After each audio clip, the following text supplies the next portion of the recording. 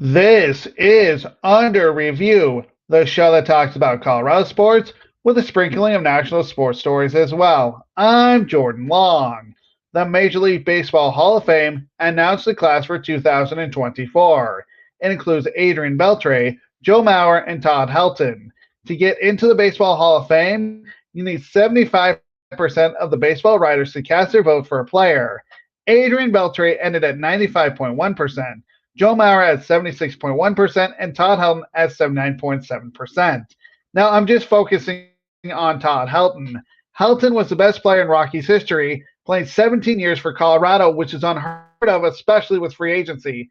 Now, there was a rumor in 2007 that Todd Helton could have been traded to the Boston Red Sox. He said no, but an article written this month, Dan O'Dowd basically said there was no trade compensation. Like they had talked about it with the Boston Red Sox because Dan O'Dowd was the general manager, but there was no trade that was going to happen. It was far away, as he says. Anyway, back to Todd Helton. He had .316, third in Rockies history, so pretty good offensive numbers. Helton is number one in RBIs, home runs, and doubles in Rockies history. His RBIs stand at 1,406. His home runs are at 369. So I realized the home runs at 369 and the RBIs at 1,406 aren't great, but it was his doubles that helped his offense. He had 592, which is 20th in baseball history. Right there, you can see why he's a Hall of Famer. Now, everybody understands Helton hit in a hitter's ballpark, Coors Field. Now, Helton even said you can't pick where you play your home games, and that is especially true since half of his games were at Coors Field. At home, Helton was a .345 hitter with 227 home runs and 859 RBIs with 321 doubles. His on-base percentage was .441. So you look at it, he was a .345 hitter at home with 227 home runs and 859 RBIs and had 321 doubles with an on-base percentage of .441. On the road, and this is also why he was a Hall of Famer, he was able to crush the ball with 547 RBIs, 142 home runs, and 271 doubles. His batting average, and I understand slower, but that's going to happen with great players. Your batting average is lower on the road. He was a .287 hitter, and his on-base percentage was lower again, but that's on the road at .386. Either way you look at it, Helton was able to put up offensive numbers on the road and at home.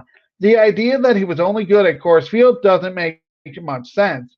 You have to play half your games at Coors Field and half on the road. That's not all, and the reason why he's also a Hall of Famer, he was voted into 5 All-Star games, took home 3 Gold Gloves, and 4 Silver Slugger awards. Colorado even went to one World Series with him in 2007, and they won 21 out of 22 in 2007 at the end of the season and the playoffs to get to the World Series. So it was an amazing run to win 21 out of 22 in 2007 to get to the World Series. Sure, they were swept by the Boston Red Sox, but you got to the World Series by winning 21 out of your last 22 games. In the postseason, Helton only played in 15 games as the Rockies made it twice, 2007 and 2009. He hit .211 with 4 RBIs and 2 doubles. Now, his glove was outstanding. He was the Rockies' everyday first baseman. Throughout his 17-year career, Helton managed an extremely low 79 errors, and his fielding percentage at first base ended at .996. Another reason why he is now in the Baseball Hall of Fame. The thing is, the past reason was Coors Field, but that reason does not make sense because he played well everywhere he went.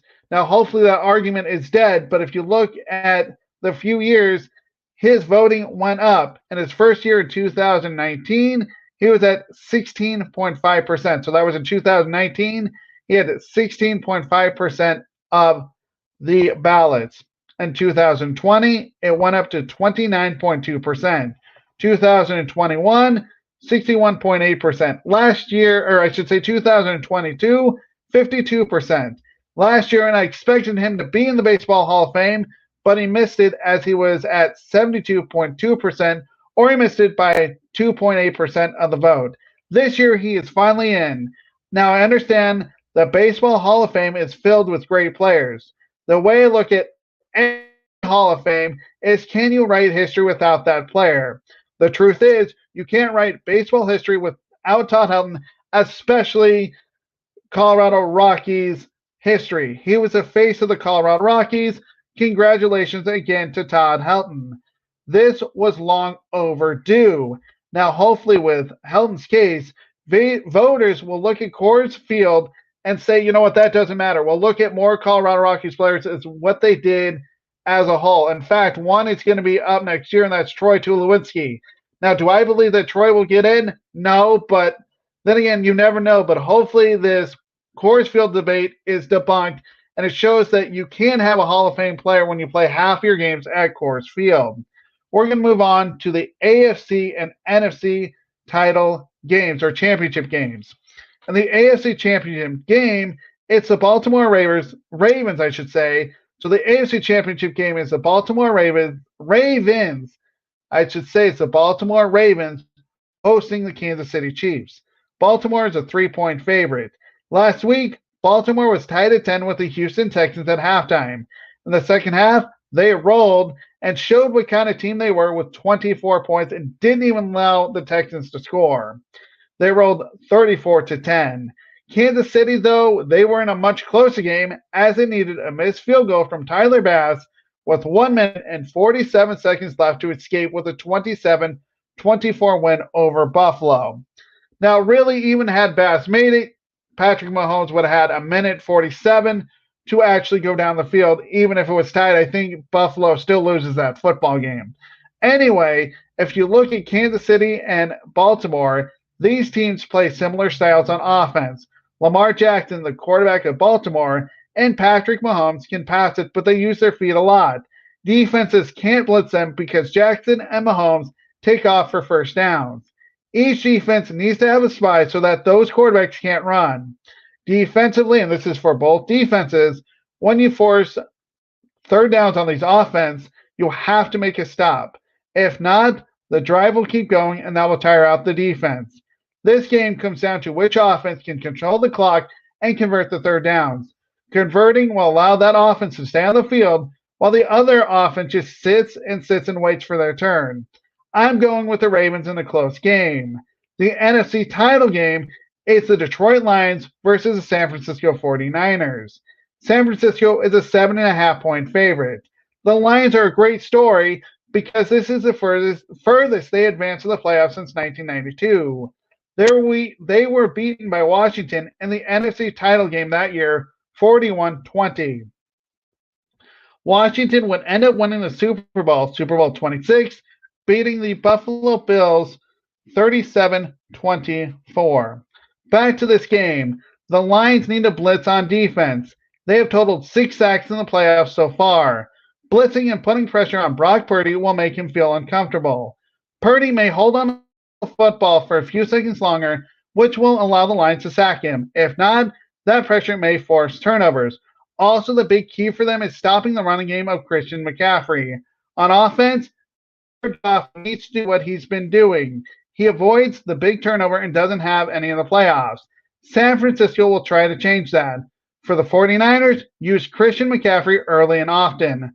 Running the football effectively will make the Lions defense tired, and they won't know if the Niners will run or pass it. So running the football for the 49ers will make the Lions defense tired, and they won't know if the Niners will run it or pass it. So basically, it comes down to the running game of the San Francisco 49ers. They have to be able to get yards and that will tire out the Lions defense. It would be a great story, I should say, if the Lions win, but I think the 49ers are the better team as they will win the game. AFC Championship game, I'm going with the Baltimore Ravens. Here are my picks again. AFC Championship game, Baltimore. NFC Championship game, San Francisco. I'm Jordan Long. Follow me at X at SportsScoop1 or Twitter or whatever you want to call it. Read my blog that I write Mondays through Fridays at sports-scoop.com. Thank you for watching this edition of Under Review. Have a great day and week, and I'll